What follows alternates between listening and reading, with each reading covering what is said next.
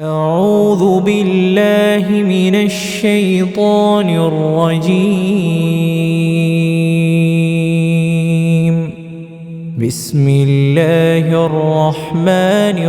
الرحيم. الحمد لله الذي أنزل على عبده الكتاب ولم يجعل له عوجا قيما لينذر بأسا شديدا من لدنه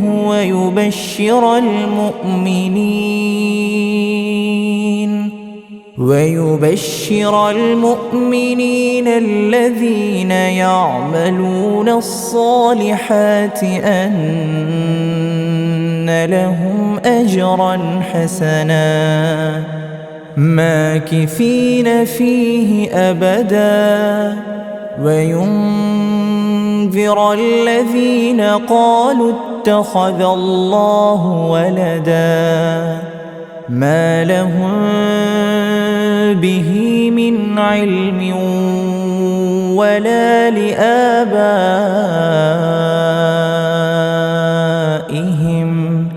كبرت كلمة تخرج من أفواههم إن يقولون إلا كذبا فلعلك باخع نفسك على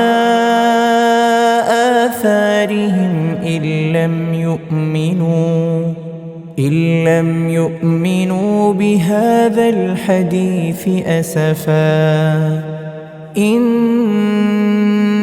جعلنا ما على الأرض زينة لها لنبلوهم أيهم أحسن عملا وإنا لجاعلون ما عليها صعيدا جرزا أم حسبت أن أصحاب الكهف والرقيم كانوا من آياتنا عجبا إذ أوى الفتية إلى الكهف فقالوا ربنا آتنا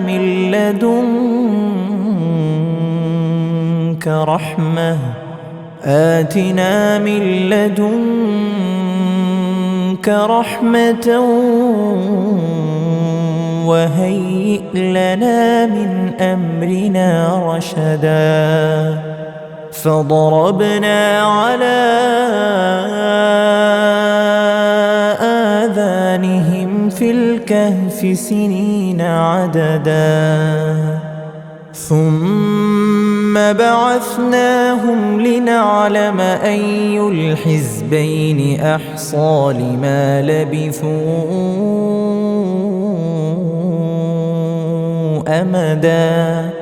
نحن نقص عليك نبأهم بالحق إنهم فتية آمنوا بربهم وزدناهم هدى وربطنا على قلوبهم إذ قاموا فقالوا ربنا رب السماوات والأرض لن ندعو من دونه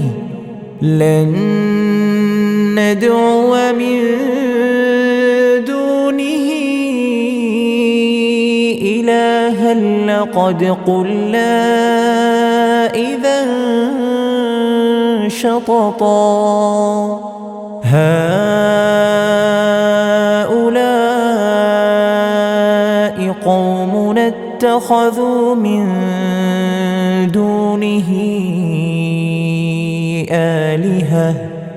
لولا يأتون عليهم بسلطان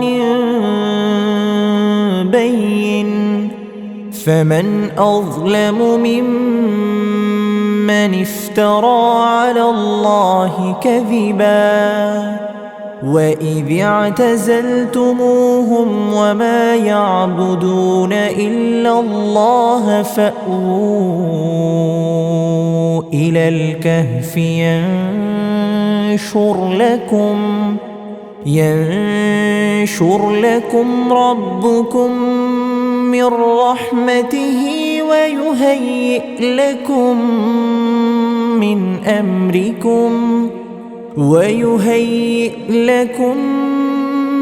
أمركم مرفقا وترى الشمس إذا طلعت تزاور عن كهفهم ذات اليمين وإذا غربت تقرضهم ذات الشمال وهم في فجوة منه ذلك من آيات الله من يهد الله فهو المهتد ومن يضلل فلن تجد له وليا مرشدا وتحسبهم أيقاظا وهم رقود ونقلبهم ذات اليمين وذات الشمال وكلبهم باسط ذراعيه بالوصيد لو اطلعت عليهم لوليت منهم فرارا ولملئت منهم رعبا وكذلك بعثناهم ليتساءلوا بينهم قال قائل منهم كم لبثتم قالوا لبثنا يوما أو بعض يوم قالوا ربكم أعلم بما لبثتم فابعثوا أحدكم بورقكم هذه إلى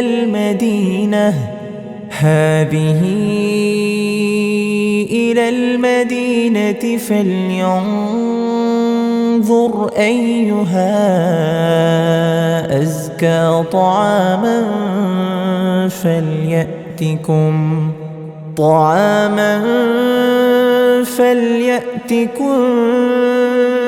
برزق منه وليتلطف ولا يشعرن بكم أحدا إنهم إن يظهروا عليكم يرجموكم أو يعيدوكم في ملتهم ولن تفلحوا إذن أبدا وكذلك أعثرنا عليهم ليعلموا أن وعد الله حق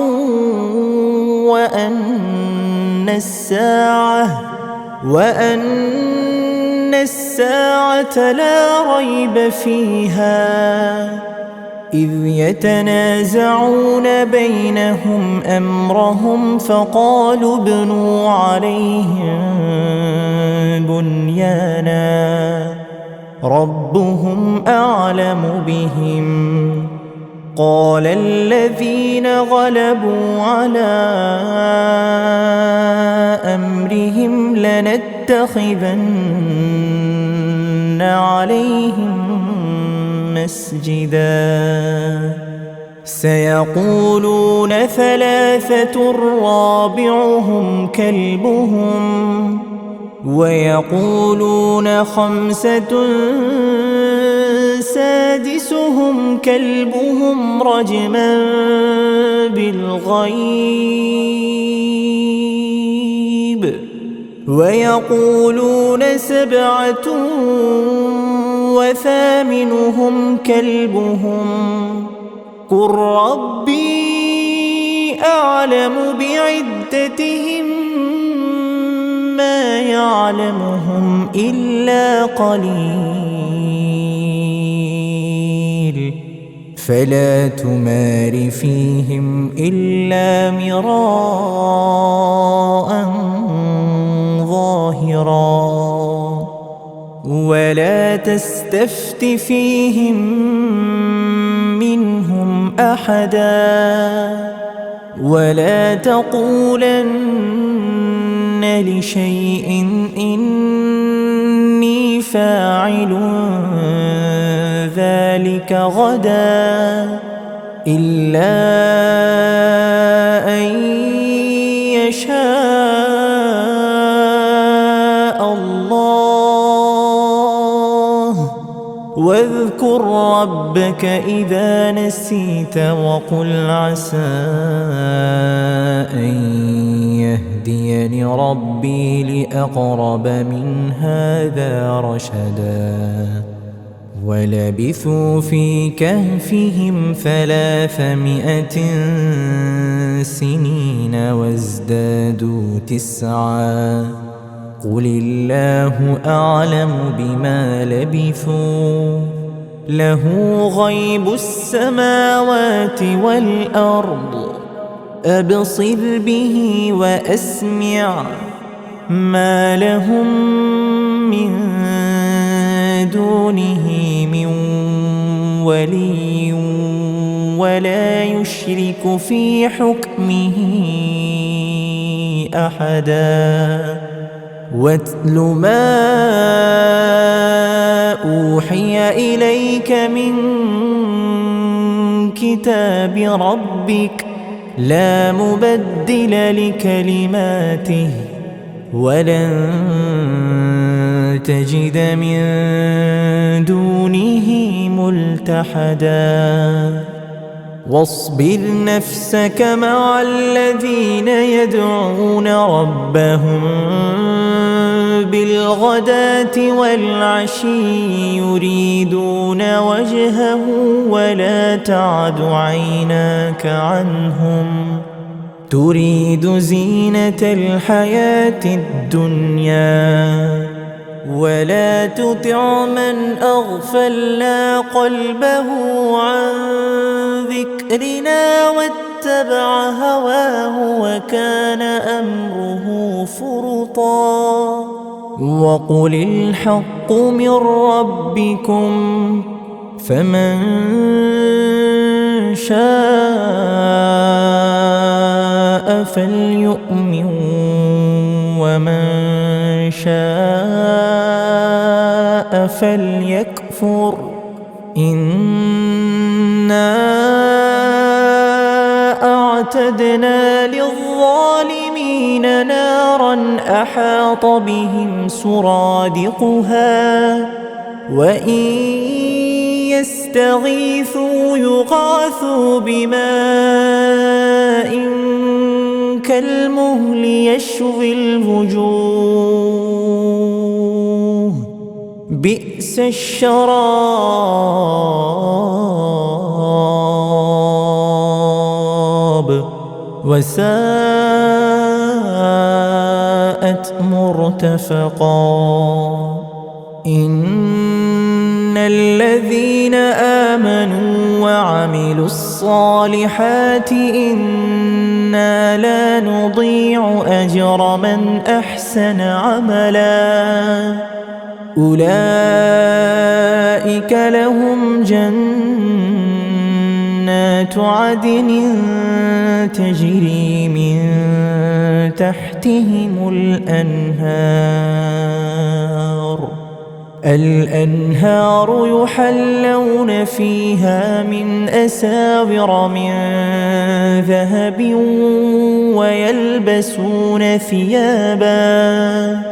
ويلبسون ثيابا خضرا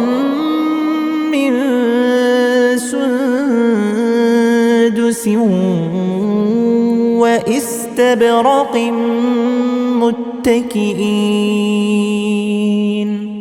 وإستبرق متكئين فيها على الأرائك نعم الثواب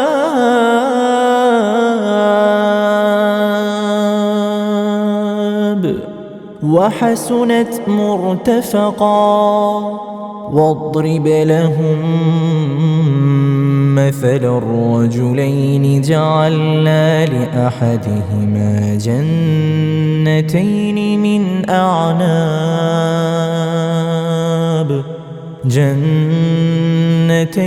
من أعناب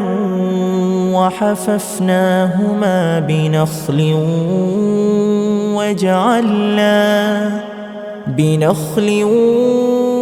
وجعلنا بينهما زرعا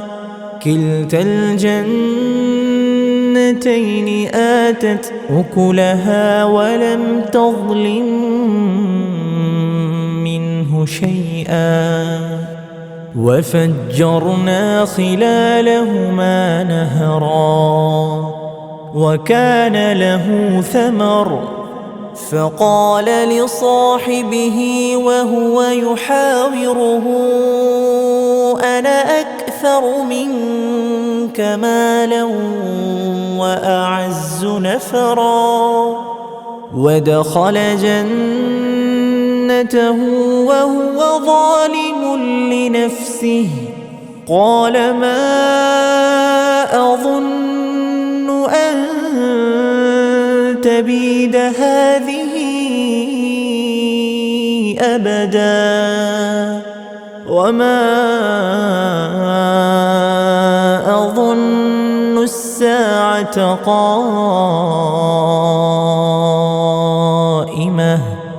ولئن رددت إلى ربي لأجدن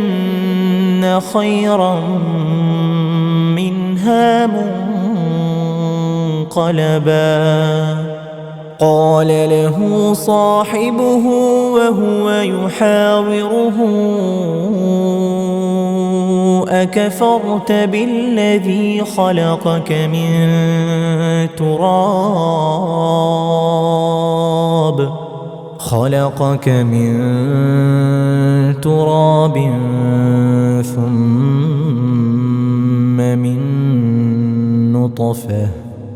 ثم من نطفة ثم سواك رجلا لكن هو الله ربي ولا أشرك بربي أحدا ولولا إذ دخلت جنتك قلت ما شاء الله لا قوة إلا بالله إن ترني أنا أقل منك مالا وولدا فعسى ربي أن يؤتيني خيرا من جنتك ويرسل عليها حسبانا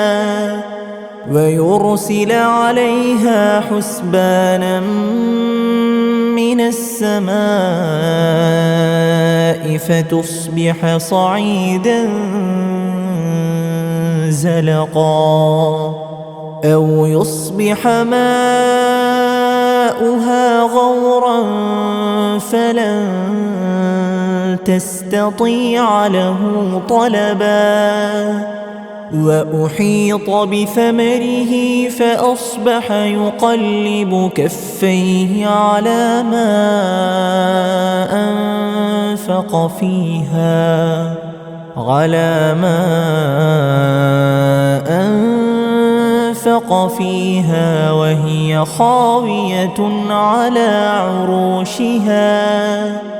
وهي خاوية على عروشها ويقول يا ليتني لم أشرك بربي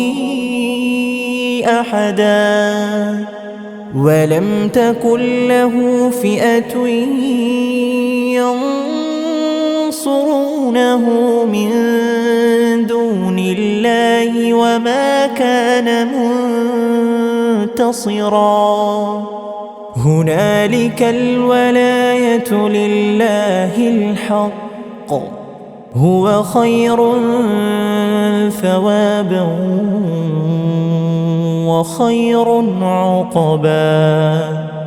واضرب لهم مثل الحياة الدنيا كماء إن أنزلناه من السماء فاختلط به نبات الأرض فأصبح هشيما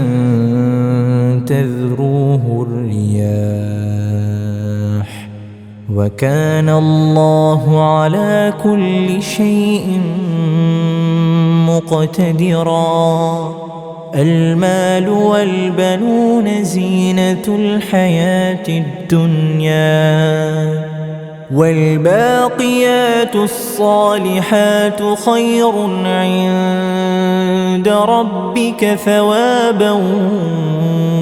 وخير أملا ويوم نسير الجبال وترى الأرض بارزة وحشرناهم فلم نغادر منهم أحدا وعرضوا على ربك صفا لقد جئتمونا كما خلقناكم أول مرة بل زعمتم أن لن نجعل لكم موعدا ووضع الكتاب فترى المجرمين مشفقين مما فيه ويقولون يا ويلتنا ما لهذا الكتاب لا يغادر صغيرة ولا كبيرة إلا أحصاها ووجدوا ما عملوا حاضرا ولا يظلم ربك أحدا وإذ قلنا للملائكة اسجدوا لآدم فسجدوا إلا إبليس كان من الجن ففسق عن أمر ربه أفتتخذونه وذريته أولياء من دوني وهم لكم عدو بئس للظالمين بدلا ما أشهدتهم خلق السماوات والأرض ولا خلق أنفسهم وما كنت متخذ المضلين عضدا ويوم يقول نادوا شركائي الذين زعمتم فدعوهم فلم يستجيبوا لهم وجعلنا بينهم موبقا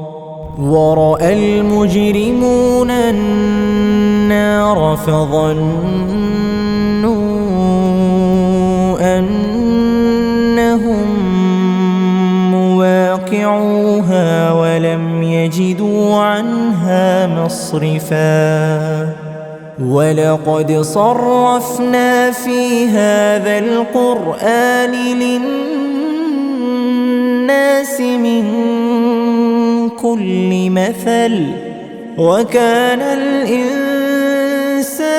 أكثر شيء جدلا وما منع الناس أن يؤمنوا إذ جاءهم الهدى ويستغفروا ربهم إلا أن تأتيهم سنة الأولين أو يأتيهم العذاب قبلا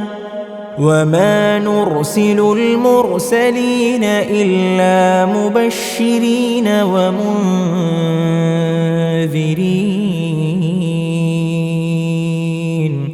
ويجادل الذين كفروا بالباطل ليدحضوا به الحق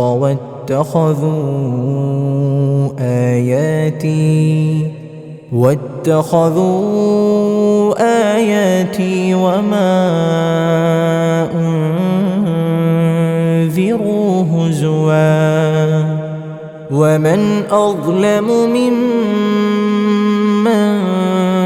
ذكر بآيات ربه فأعرض عنها ونسي ما قدمت يداه إنا جعلنا على قلوبهم أكنة أن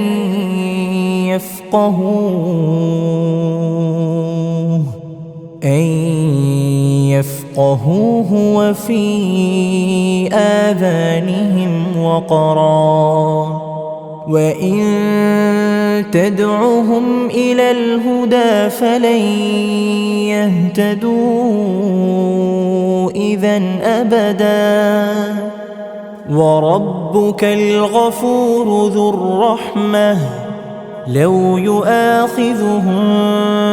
بما كسبوا لعجل لهم العذاب بل لهم موعد لن يجدوا من دونه موئلا وتلك القرى أهلكناهم لما ظلموا وجعلنا لمهلكهم موعدا وإذ قال موسى لفتاه لا أبرح حتى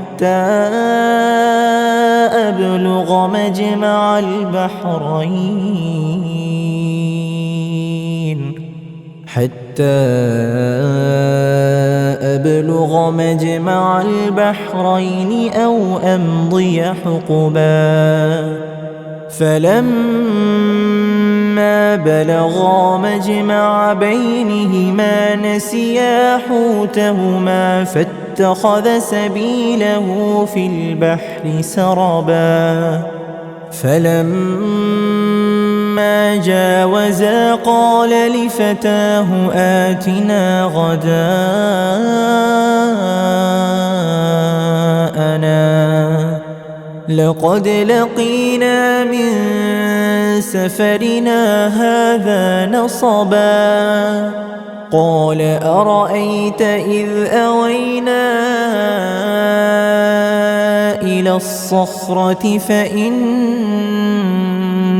نسيت الحوت وما أنسانيه إلا الشيطان أن أذكره واتخذ سبيله في البحر عجبا قال ذلك ما كنا نبغ فارتدا على آثارهما قصصا فوجدا عبدا من عبادنا آتيناه رحمة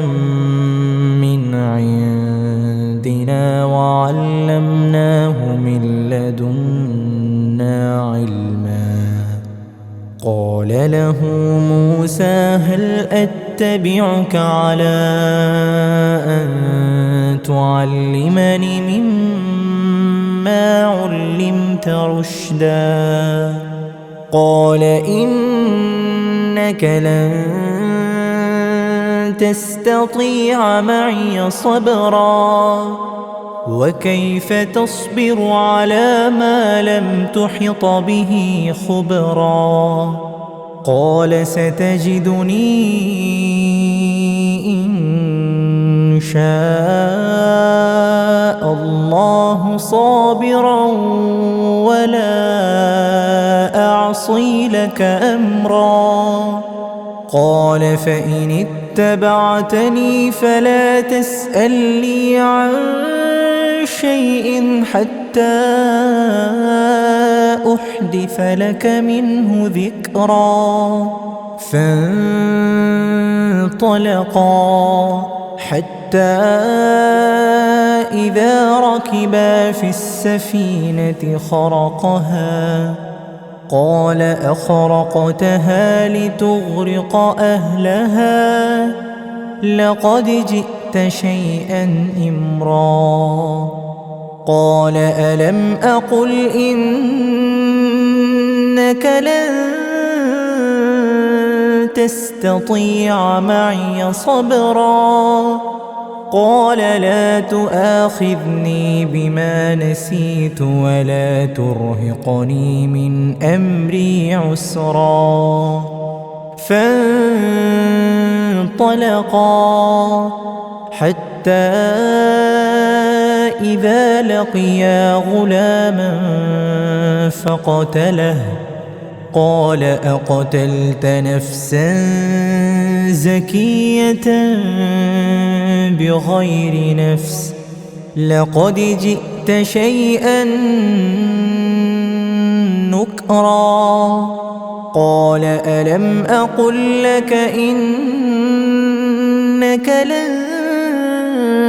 تستطيع معي صبرا قال إن سألتك عن شيء بعدها فلا تصاحبني قد بلغت من لدني عذرا فانطلقا حتى إذا أتيا أهل قرية استطعما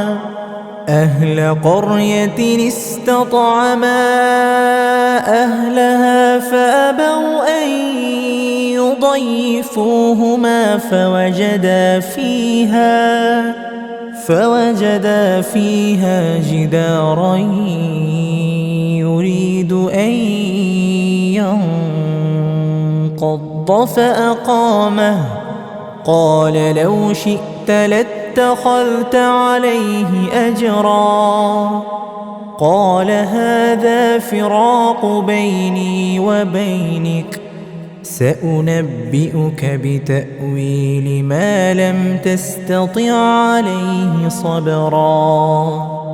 أما السفينة فكانت لمساكين يعملون في البحر فأردت أن أعيبها وكان وراءهم ملك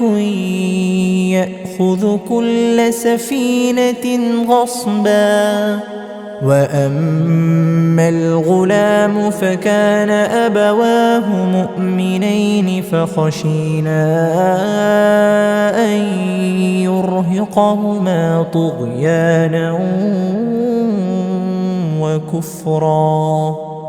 فأردنا أن يبدلهما ربهما خيرا منه زكاة وأقرب رحما. وأما الجدار فكان لغلامين يتيمين في المدينة وكان تحته كنز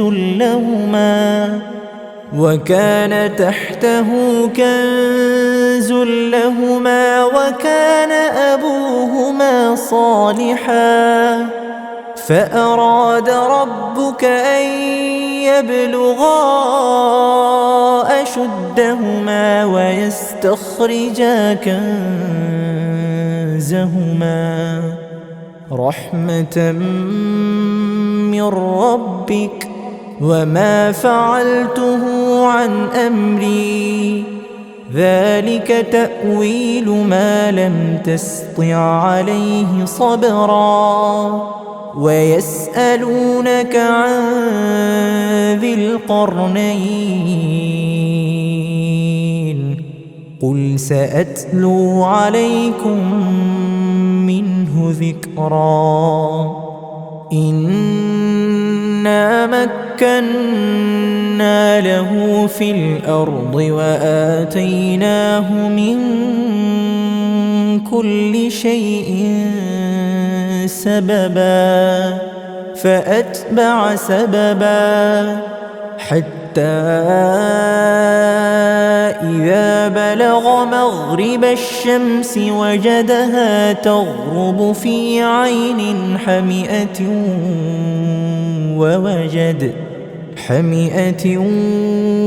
ووجد عندها قوما قلنا يا ذا القرنين إما أن تعذب وإما أن تتخذ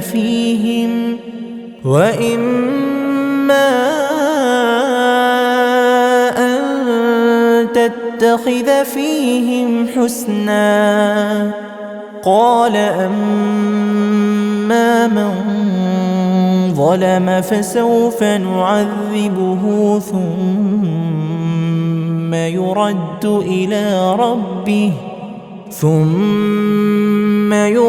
إلى ربه فيعذبه عذابا نكرا. وأما من آمن وعمل صالحا فله جزاء الحسنى وسنقول له من أمرنا يسرا. ثم أتبع سببا حتى إذا بلغ مطلع الشمس وجدها تطلع على قوم لم نجعل لهم من دونها سترا. كذلك وقد أحطنا بما لديه خبرا. ثم أتبع سببا حتى إذا بلغ بين السدين وجد من دونهما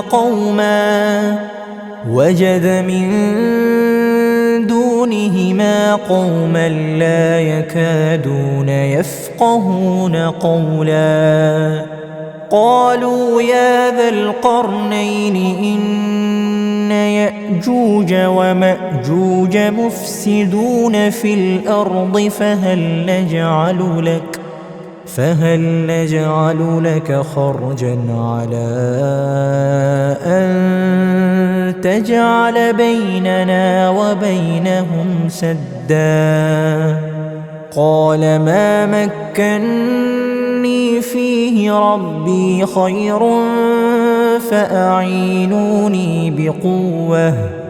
فأعينوني بقوة أجعل بينكم وبينهم ردما آتوني زبر الحديد حتى إذا ساوى بين الصدفين قال انفخوا حتى إذا جعله نارا قال آتوني أفرغ عليه قطرا فما استطاعوا أن يظهروه وما استطاعوا له نقبا قال هذا رحمة من ربي فإذا جاء وعد ربي جعله دكا وكان وعد ربي حقا وتركنا بعضهم يومئذ يموج في بعض ونفخ في الصور فجمعناهم جمعا وعرضنا جهنم يومئذ للكافرين عرضا الذين كانت أعينهم في غطاء عن ذكري وكانوا لا يستطيعون سمعا أفحسب الذين كفروا أن يتخذوا عبادي من دوني أولياء إنا أعتدنا جهنم للكافرين نزلا قل هل ننبئكم بالأخسرين أعمالا الذين ضل سعيهم في الحياة الدنيا وهم يحسبون أنهم يحسنون صنعا أولئك الذين كفروا بآيات ربهم ولقائه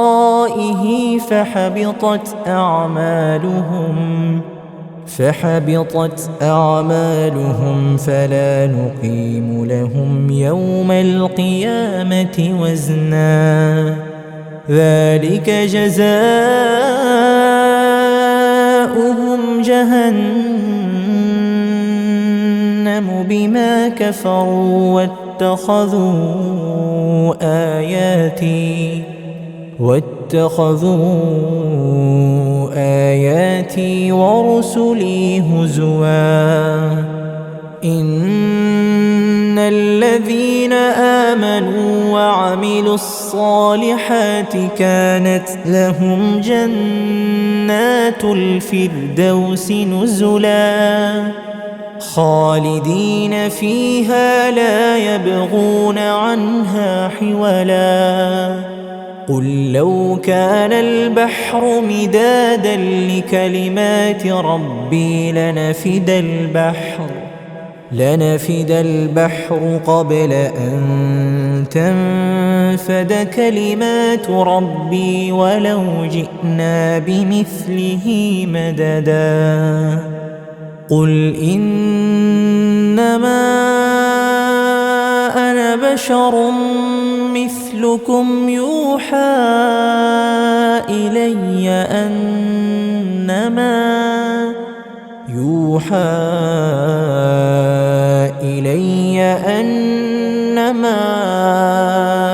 إلهكم إله واحد. فمن كان يرجو لقاء ربه فليعمل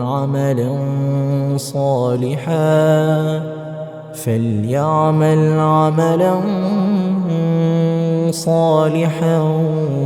ولا يشرك بعبادة ربه أحدا.